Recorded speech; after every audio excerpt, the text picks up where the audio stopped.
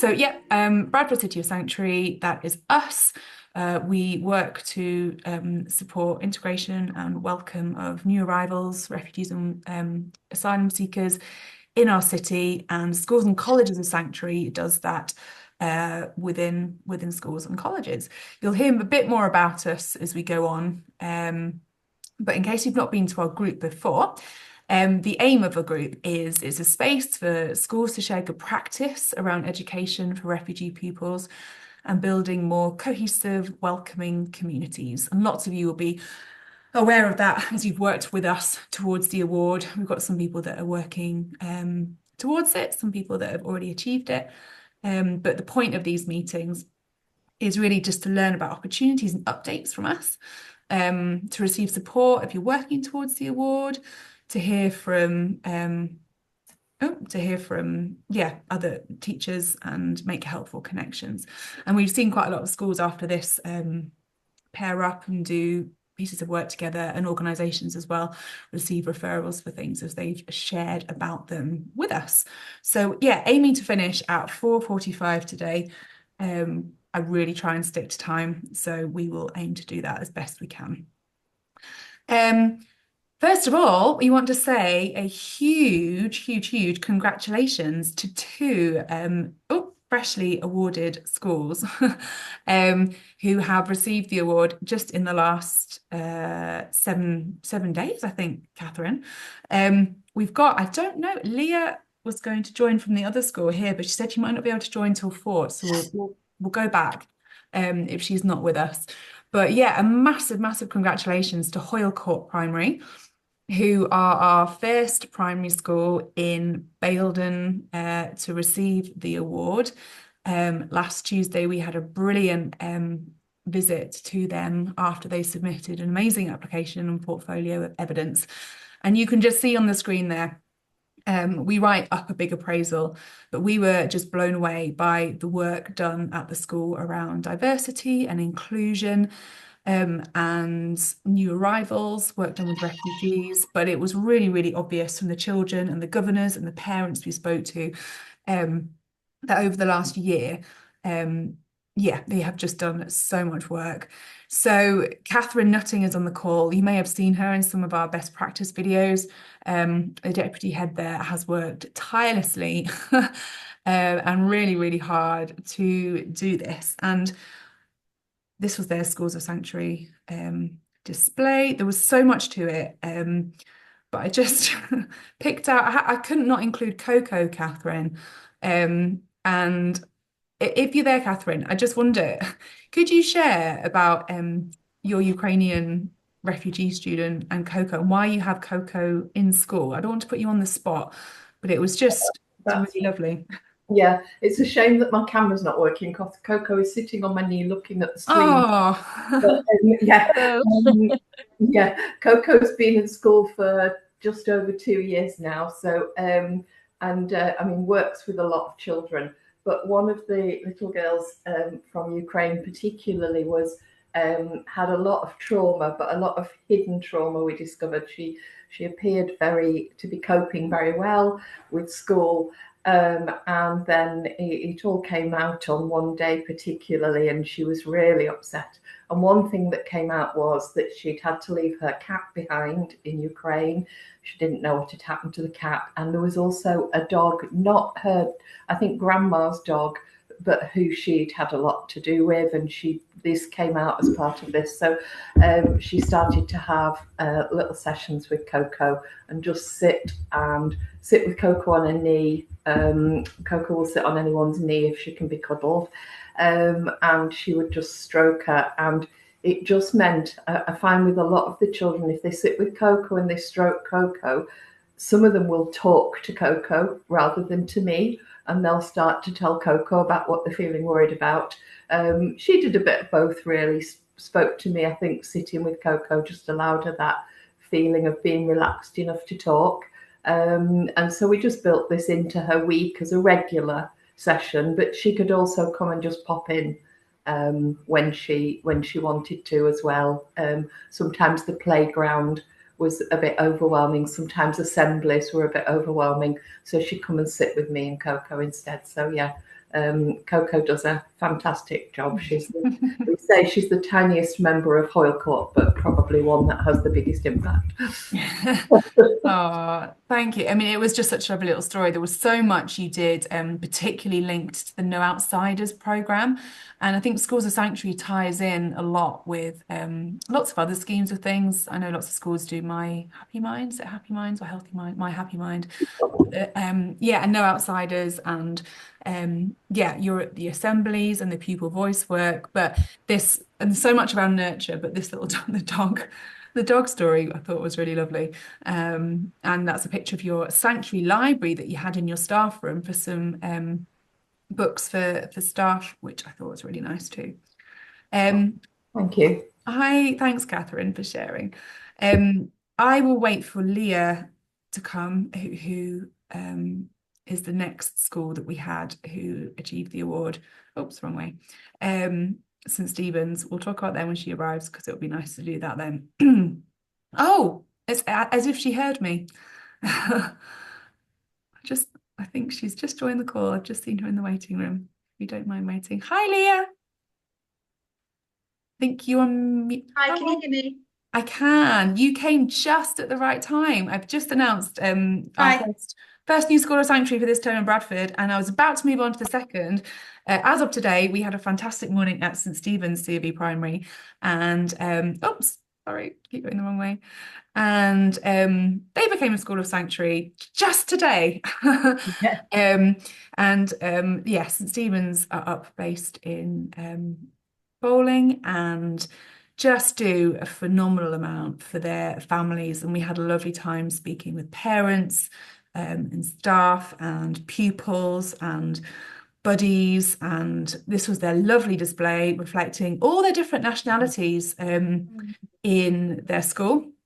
We were amazed at all the languages spoken, but you can just see from the example, from this is an example from their application, the kind of above and beyond they go to support everybody. And I think what you come away with, it seems is a sanctuary for all. We talked a lot about that, didn't we, Leah? We did. Not just for your refugee and asylum seeker pupils, but for everybody. And oops, wrong way.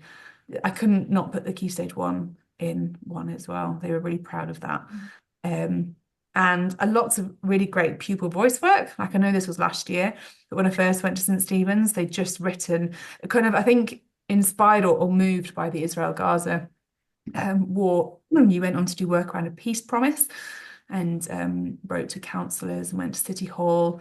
And there they all are in front of there. So both schools, there's some great example of pupil voice work, lots of work around nurture, lots of work around going the extra mile to support families, and lots of great work in the curriculum and around staff education. So a huge congratulations. Leah, I don't know, I don't want to put you on the spot, particularly because I know you don't like speaking to adults, just children.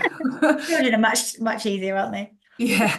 But yes, anything we want to add about the process or the children or anything to that? Oh, I was so proud of our children this morning. They did so well, didn't they? They did. They were And really they good. really stepped up to it. And I don't know whether you felt it. They just came across as so proud as well Yeah. of their own school, which was really nice. And as a sort of a teacher of watching them speaking to you and also the parents speaking to you, we Yeah. said afterwards, we actually felt like, oh, the parents really love us. It was like great. And Yeah. we got it was a quite a nice sort of affirmation of what we do, having the process with yourselves. It was nice. So Yeah. yeah, Yeah. it wasn't at all scary or threatening, which we were worried about. It I was think nice to for see. all the work it was compiling the evidence, I think that's Yeah, what we talked about, wasn't it? It was yeah. affirming to be like, wow, we do a lot. And the You don't parents, realize until you pull it all together how much you're doing all the time until you see it in a big document and you think, wow, we actually, yeah, it's an everyday thing. And that's what the children you could see were so proud of, weren't they, today? yeah, they were so proud. And as were the parents, from, members from all over the community. Yeah, it was so, And yeah, I mean, they were sort of very, you could feel the message from the parents, can't you? The support we give. And it Mhm. was nice to hear that Mhm. they really appreciate it, Yeah, which is good. yeah. Yeah, absolutely. And really nice to capture that. Yeah. Yeah, so thank you and congratulations. So Thank you. anybody that needs any inspiration, whether they're on that journey, we've got lots of schools who do tons of things that are really, really interesting around inclusion and sanctuary. If anybody wants anybody's contacts, get in touch with me and I can connect you. So yeah, huge congratulations to those. Um, and because Schools of Sanctuary, I'm just going to recap in case anybody's new on the call. It's all about raising awareness about forced migration and building a culture of compassion with young people at the forefront. So that's all about curriculum, it's about assemblies, it's about extra events, it's about trips, it's about learning, and then making sure that your education meets the needs of new arrivals. So that's your EAL, that's your inclusion work, that's your induction. Those are the two main things. We do have, I don't know if you've seen it on our webpage, a new Spotlight on Best Practice page. So we have a new one up this week, actually. Simon Gallagher, the head at Westminster CV, did a video for the BDAT conference, which is up on there. And there's Catherine's one about welcoming Ukrainian arrivals. We add to that quite a lot, particularly we take things from the community to practice recording and put them into little snippets. So that's on our webpage if you ever want more info on that. Just before I hand over to Emily, who's going to talk to us about new to English provision at Hanson Academy, just wanted to draw your attention to a couple of things coming up. Many of you are attending our Tom Palmer book event in January at Bradford Cathedral.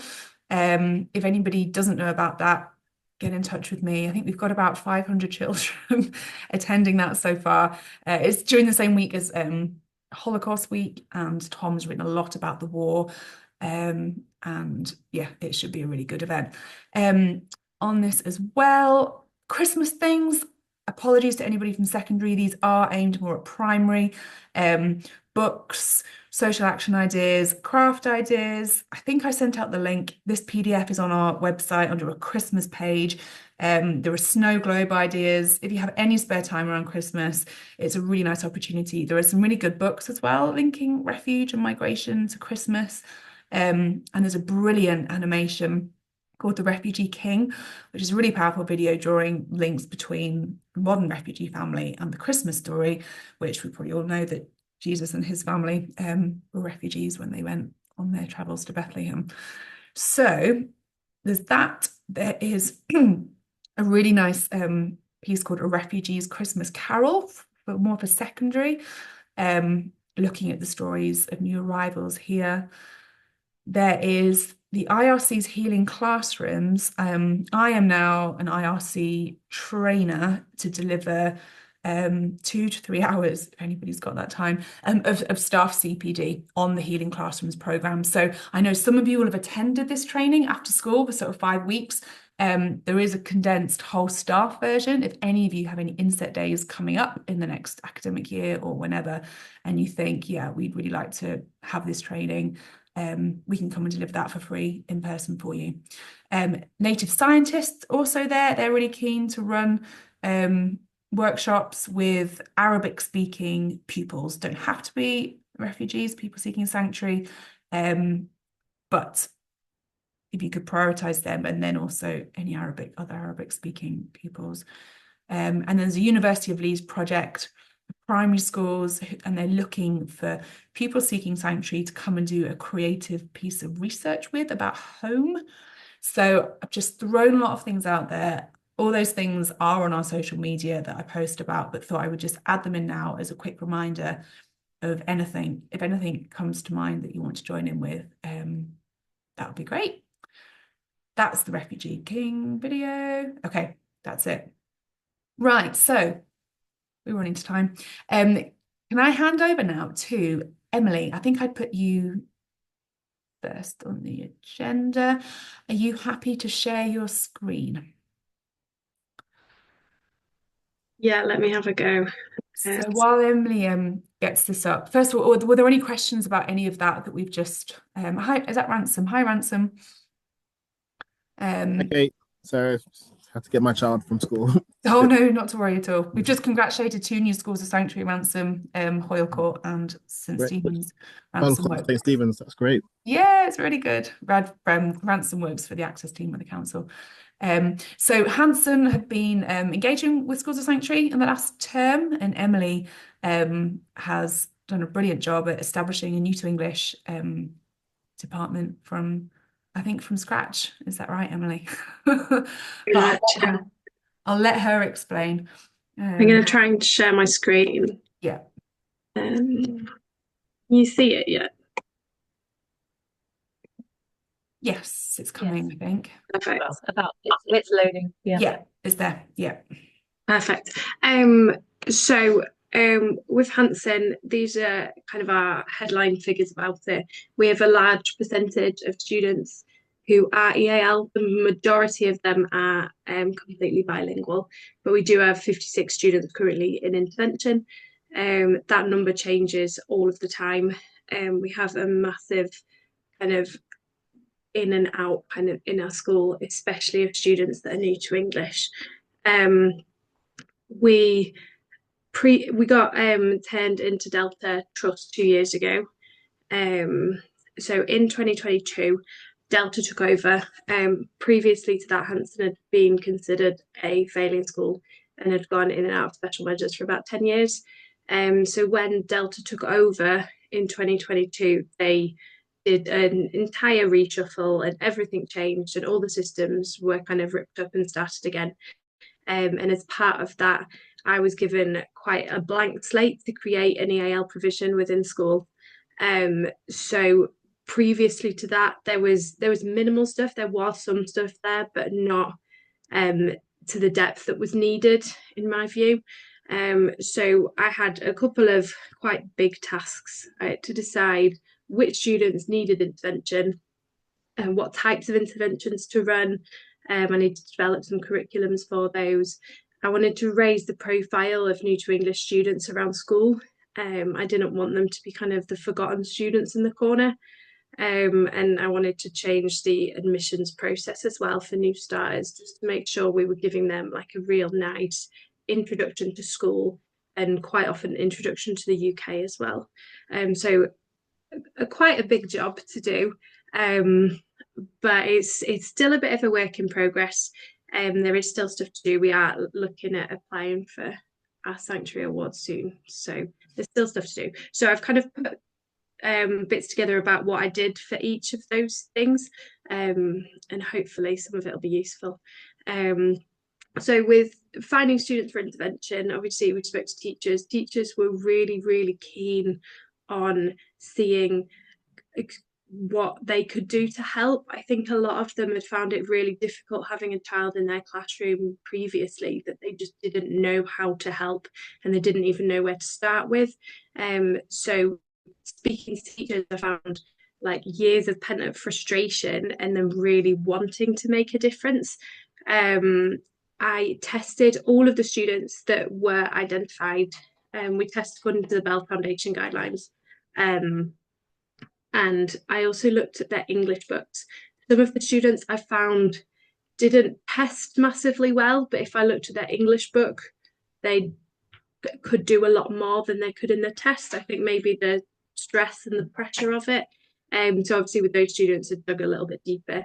Our initial test, because we have so many students coming in to our school on a regular basis, we have to have our test that's really accessible. So our questions start super simple. They can be done by anybody. And it's like, what's your name? And then it gets harder, like describe the room you're in, describe your perfect dream day, and things like that, just to make it so the test can be done by any member of staff. And then the paper gets given to me afterwards so we can put them into that intervention group kind of as soon as possible, even if I'm teaching a full day and don't necessarily have time to meet them and things like that. So our admissions process, we've changed this a lot. Previously, students would start and just go straight into mainstream and then get picked up for intervention after. But we wanted it to be a really nice, smooth process so students felt completely welcome in our school and knew what to expect and had that consistency. So we now do an induction day. During that day, they learn how to use the canteen, they meet with their head of year, They look at the school expectations. They do a treasure hunt around school where they have to answer specific questions. But during that day, the teacher that runs it assesses the level of English of them throughout the day and assesses their understanding. So from the initial test and from this, we're able to get a more clear picture of our students. I'll always go and meet them as well and make sure we know as much as we can about them before we put them into the main school. And I'll always make a student profile about them as well, which is distributed to teachers, just like an SEND profile would be. We have new to English profiles as well. Then once we've done all of that, I will go one of two ways. They'll either get put into an intervention group and into mainstream the rest of their timetable, or they'll have a week-long crash course. The crash course, we don't find we have to do that often. We've only ever done 2 of them. Most students will go straight into mainstream, but with quite a lot of intervention. And then we re-look at that intervention every term just to make sure our students are still getting the best deal, as their levels of English can change quite quickly. So the student profile I mentioned, this is a fake one I made a while ago. So we have a little caption about the student, telling teachers about them so that they have like a way in with that student, also giving resources that can help, and about their level of English as well. Teachers have so much to do. They don't need to assess a child's understanding of English on top of teaching their 30 other students for maybe the 1 hour they see of them a week. So we found this really, really important. So teachers knew a bit about the students initially, so they had that way in. The bottom half of it looks like this. Sorry, I couldn't get it in one slide. It has strategies on it as well, and kind of practically what the Bell Foundation framework means and what a B or a C in English means. We also find it really useful to put on who in school speaks that language. So we have most languages that our children speak, a teacher within school will be able to speak. So those teachers are quite often used for phoning home. So for example, today I phoned home for a student in year 8 because his dad speaks French. So we use each other to translate and make sure we get really clear lines of communication with home.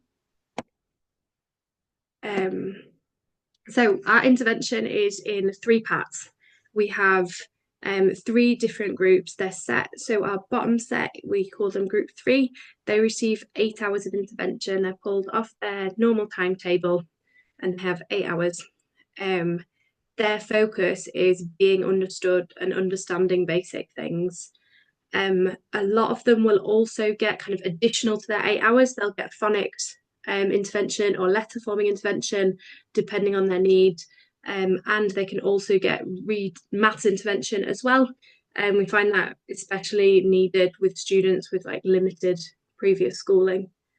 Our middle group, they get 6 hours. For them, it's a heavier focus on reading and writing, and more than just being understood. These ones, we want them to use good grammar and be kind of correct in their English. With these ones, the curriculum I've designed so that it follows the curriculums around school. So for example, if they're doing earthquakes and geography, they'll look at vocab to do with earthquakes in their intervention lesson just before they study it. So they'll see words, all the kind of words to do with earthquakes, but the more basic ones. Recently, one of the students was doing about the Norman conquest in history, and so that was also on our curriculum for NTE. And so he was able to go to his history lesson and he told his history teacher all sorts of facts about the Norman conquest. He could tell them who the king was at the time. He could tell them all sorts of stuff. And it just meant that lesson was so much more accessible to him. And he could go into kind of the analysis side of things rather than the factual side of things that he would have done if he hadn't have had that intervention. So we find that really, really useful.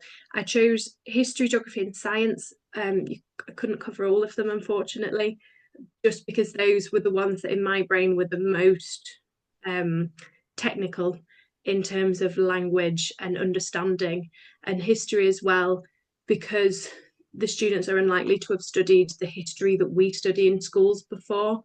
It gives that extra bit of extra help on kind of assumed knowledge. Our top set group is very similar. They get 3 hours a week, and their focus is on extending vocab. They are kind of our almost fluent group. We try to get them to read for pleasure as well, and their curriculum follows a really similar way to the group 2 one as well. So they follow what they're doing in mainstream school. At any point, any student can be put in for additional ICT intervention. We find that a lot of our students have really poor ICT literacy when they join us. So they have like really basic computer skills lessons where they learn things like that. And that the ICT can be of any level student. Even our students that come to us who are completely bilingual, they can also be put into that intervention if they're new to country and need that additional support. So my last kind of project in my list was to raise the profile around school. This one is the one that's the biggest work in progress, I think, because I wanted to prioritise the others first. We've done whole school staff CPD on teaching NTE students. Staff were generally really grateful for that, and they felt a lot more able to help the students in their class. I've also made it much clearer which students are in intervention. It comes up on their register. They've got like a little E by their name, so every student is known if they are in NTE intervention.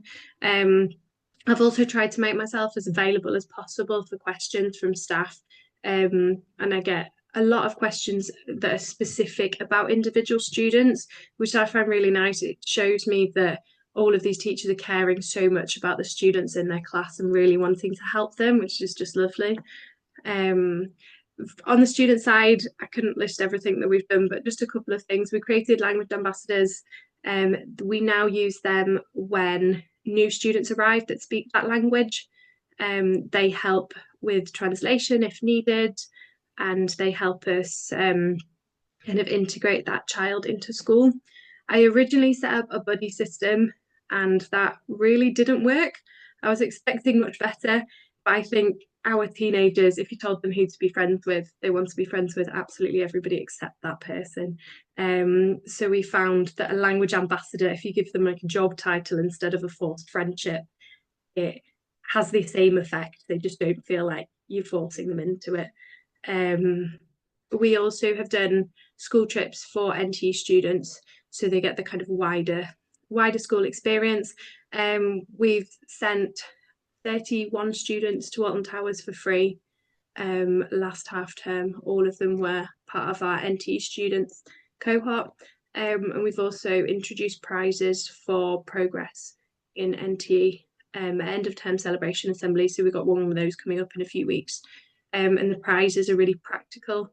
So last year they were coats and bags, and the students that are winning them are the ones that need coats and bags. They all are wonderful, so you have to choose. The last tiny thing, there's a couple of bits that I wish I'd have been told like earlier on, because when I was making this provision, I obviously did a lot of research, and there's just a couple of bits that I wish I'd have known sooner. One is using ChatGPT for making resources. I think I got this from the Bell Foundation.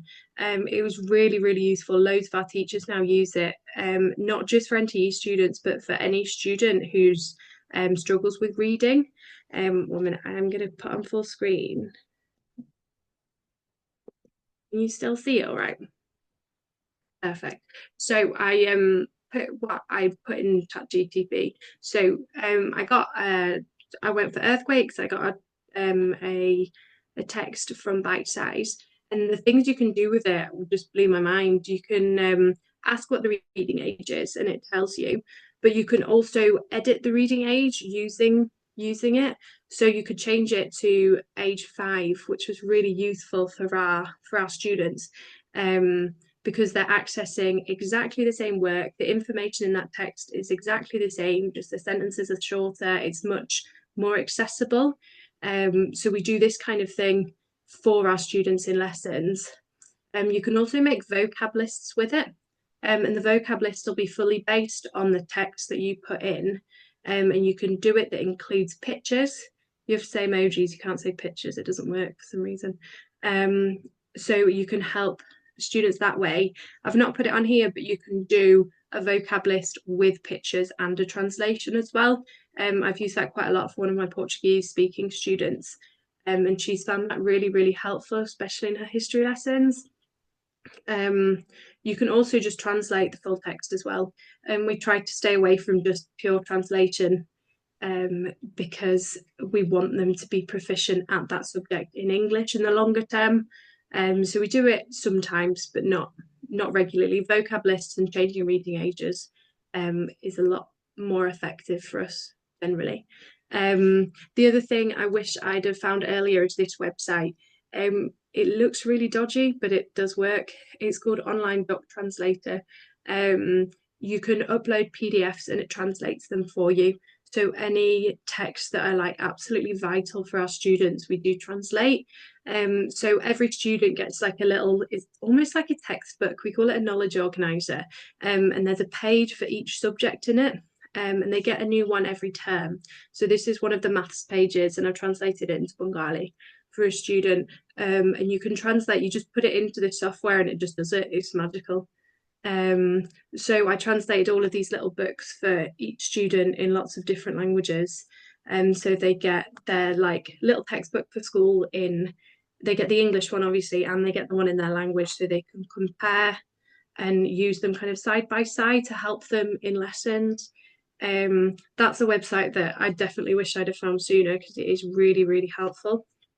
And yeah, that's it from me. Any questions?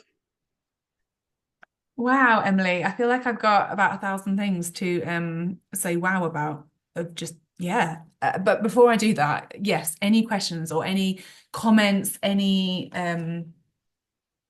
anything that you thought that's really helpful. Yeah, if I may, yeah, well done, Emily. It looks like incredible work that is going on at Hanson that you're leading it. And so, yeah, it's really, really good and really encouraging to see the turnaround. So that's what I just want to say, first of all. Just a few questions on some of the things that you said. The interventions, I think that's great that you having those three different levels of intervention that they get in it. Is there a period of time that you put a child on intervention for, or is it just until you feel there's no more need for that support? It's just until they're ready to move on. And like an absolute average student would spend about a year at each level before we then graduated them from intervention. But some will progress a lot faster, some will progress slower. It's just really dependent on the child. And we look every half term to decide who needs to move and if people are needing some extras as well. Yeah. And have you been able to see how long has it been it's been running, and have you been to see like some students that has really been beneficial to? Yeah, so we've now had 8 children who've graduated from our intervention and who are now completely in mainstream full time and who are doing really, really well. It's really nice to see when they've come starting with no English and now they don't need us anymore. It's lovely. Yeah, that's great. I'll let others ask questions if there's any. Thank you.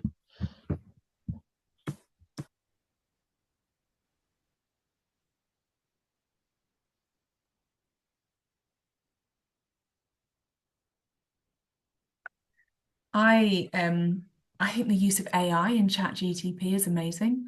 Does anybody else use that in school? I didn't realize you could adapt the reading age. That's genius. Marquetta, you're nodding. Do you use ChatGTP and AI?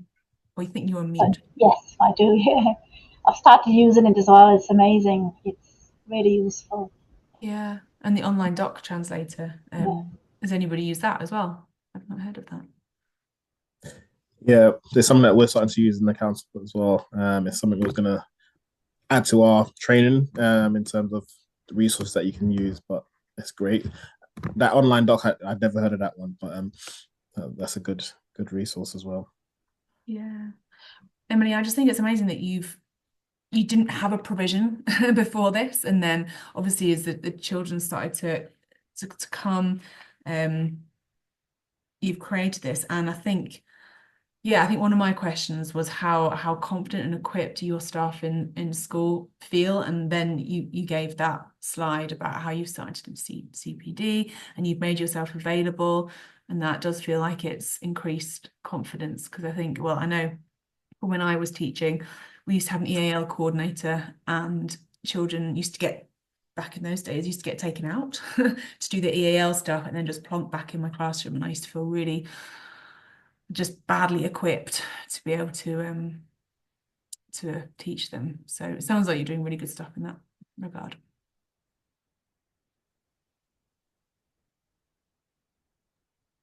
There's a question in the chat about the first translation tool which was used, what the name of it was. That Emily. online The doc chat translator GTP. or the chat GTP. Yeah, I'll put that in there. The question was from Leah. Is it the chat GTP one, Leah? Yeah. And Emily, I love that the buddy scheme didn't work. So having just been at two primaries where they could not have been more enthusiastic about being buddies, I think Catherine and Leah will agree. Yeah, buddies isn't cool at secondary, is it? But calling them language ambassadors, that's great. Yeah, they buddies, as soon as you said you're going to have a buddy, they'd just run away. They just Yeah. didn't want part of it. No. I think forcing friendship upon teenagers just didn't work. Yeah. Because we've got quite big interventions now, they tend to make friends themselves within that. So it works itself out. But calling them language ambassadors, they still essentially are a buddy. They just don't realise they are. So that's worked quite well. Sneaky. And giving practical prizes like coats and bags. That's a brilliant recognition. Yeah, really good. Thank you. And if you have any more questions for Emily, I'm sure she'll be happy to send her email address around, or I can share that with you if she's happy with that. But I'm aware that time is ticking on. Emily, thank you so much for preparing that. You will be recorded and put on the website, so that presentation will go far. If I could move on now to Kat, who is from Bradford 2025. It is nearly now 2025. Hopefully most schools here are aware of the learning resources that have gone out and you've signed up to the education newsletters, etc.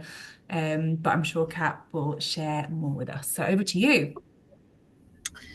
Hi everybody, thanks so much. I'm just going to try and share my screen with you all. So just bear with me while I get that up. Can we see this? Yeah, that's good. Let's get that full screen. Yeah, so I'm gonna try desperately to keep to time as much as possible because I'm very aware that nobody wants to be staying late. My screen has just got black on it. Can anyone else see an actual slide? Yeah, it's just gone black too. Try maybe go off it and share again.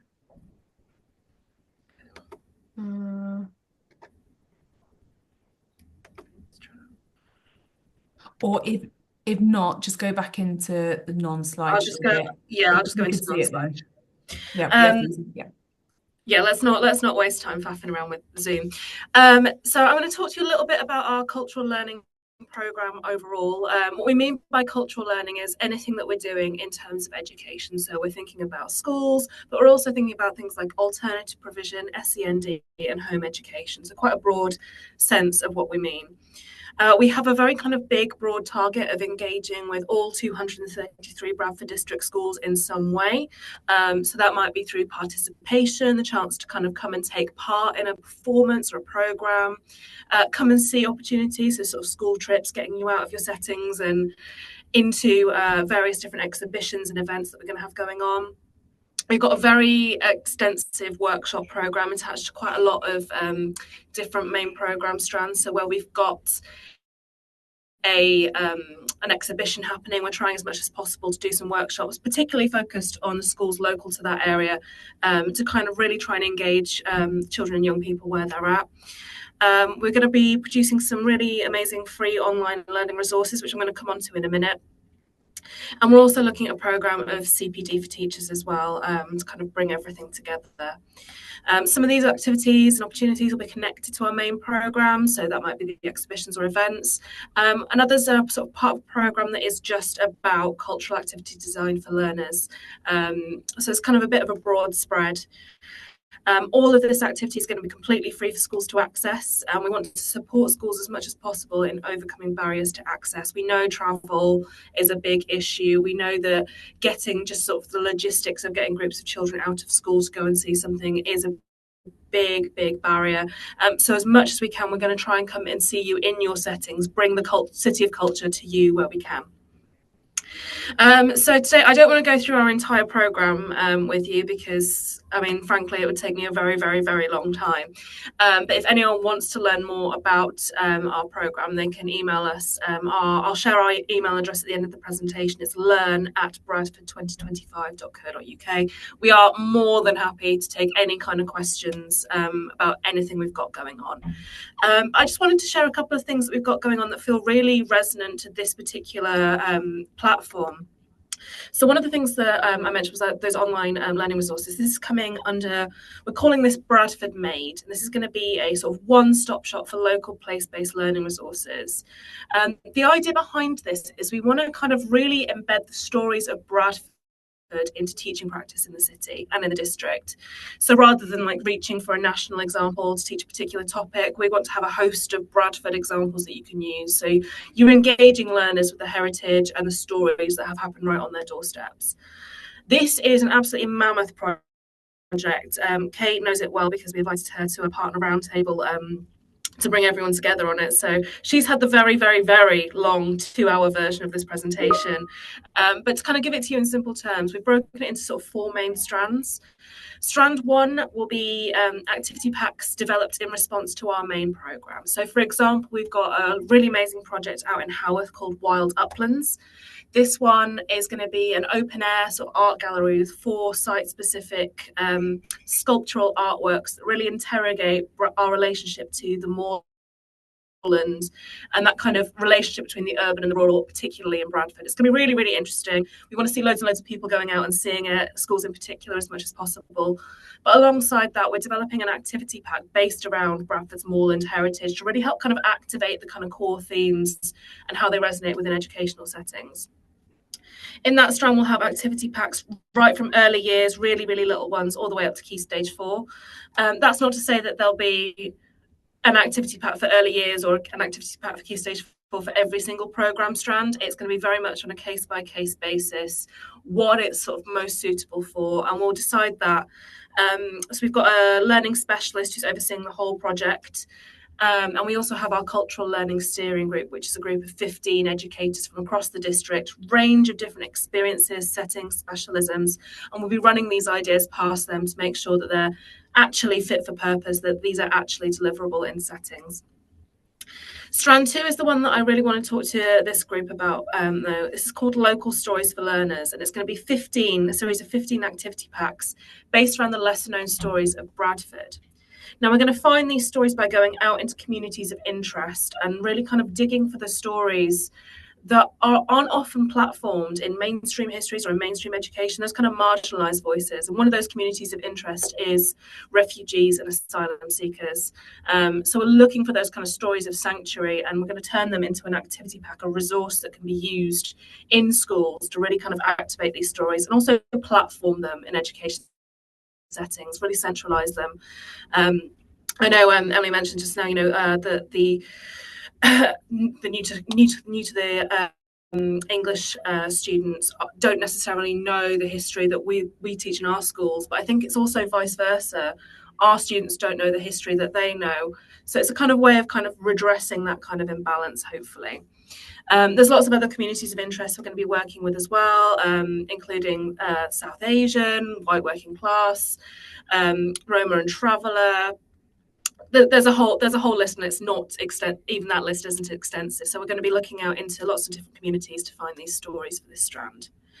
And then I'll rattle through the last two. So strand 3, we're inviting local cultural and heritage organisations to submit their own learning resources that are really kind of Bradford based, and then they'll all be hosted on this centralised hub.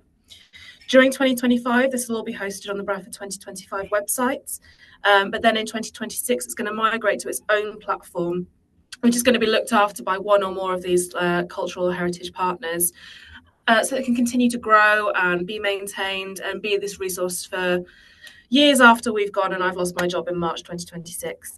And strand 4 is all about sort of short form content based around our main programme, some of the sort of interviews with artists about our creative practice and creative careers, but particularly expanding that definition of creative careers. You know, you can be an accountant, but if you're doing it in the creative industries, there's lots of other opportunities to be creative. So really looking at that breadth of expansion there.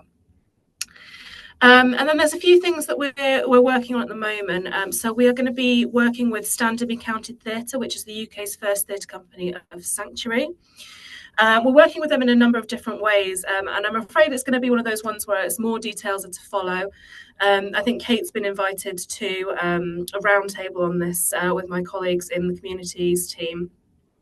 But it's all about kind of working really, really closely with people who have lived experience of seeking sanctuary to create work that's really resonant with them. So we're working with them, and there'll be more information coming soon. And then, because this is a really nice way to end a day, talking about the Moomins. So we're going to be working on a project that's going to line up with Refugee Week.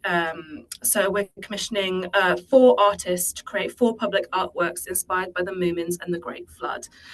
I'm sure most of you know this, but I didn't know it when I was told about this project. But The Moomins and the Great Flood was written it was first published in 1945, and it's very much a product of the lived experiences of the author being displaced as a result of World War II.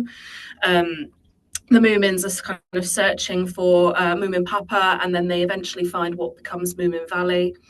And then they have the Moomin Blue house as well, which is a house that always that has enough room for everybody in it. Everyone gets to have their own room. And it's very much this kind of response to these kind of experiences of displacement. So we'll be commissioning 4 artists to create 4 public artworks inspired by this work. And then there's going to be a range of community programming around them alongside Refugee Week resources and activations with communities and schools. Again, more information to follow on that one, as we haven't finalised the commission of the artists yet. It's really hard to sort of tell you what the activation points and the resources are going to be. Once we have a sense of what those public artworks are going to be, we're going to be working with them to kind of create this really strong engagement opportunity.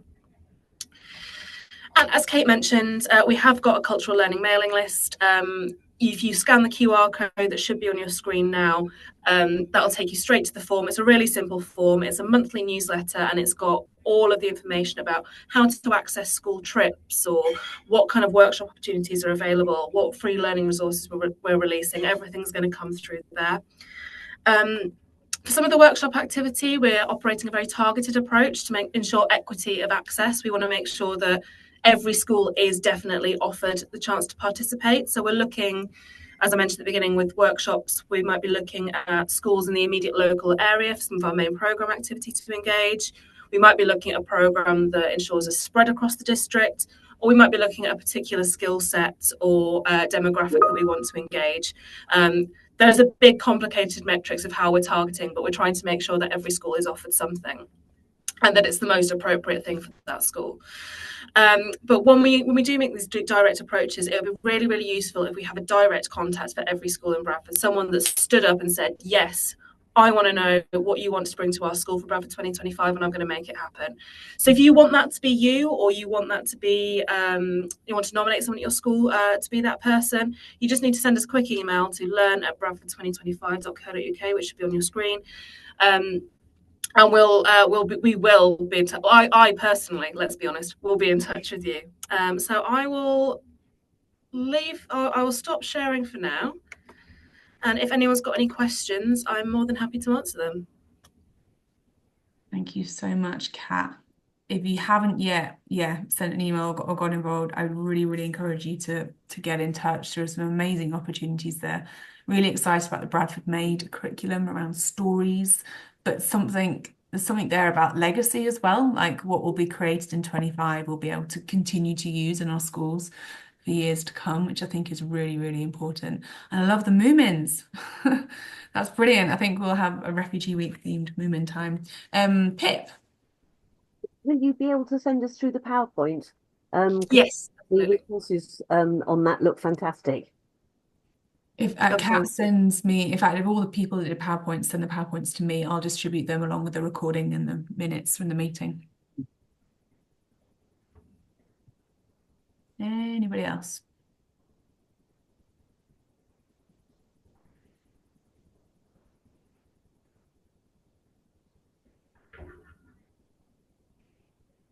Great. Well, spread the word in your schools. And I hope you've all got your tickets to Rise, which went out at the weekend, I think. You've got Faraha, who does a lot of work for us at Schools of Sanctuary. I think she's opening it with her songs, which is really exciting. But yes, thank you very, very much to everybody for attending this evening. It's way too early to wish you all a happy Christmas, but I hope the rest of the term goes well. If you have time before we finish in 1 minute to pop anything in the chat that you found helpful or you learned today, that would be really helpful for us going forward. And our next meeting is, I had it on a PowerPoint, it's in January the 20. Monday, the 27th of January. And we really look forward to seeing you there. If you don't follow us on Twitter or on Facebook, please do, because we have loads of resources that we share. But yeah, thank you for all the work you do with our children and young people across the city who really, really value you. So yeah, take care, everyone. Thank you very much, and speak to you soon.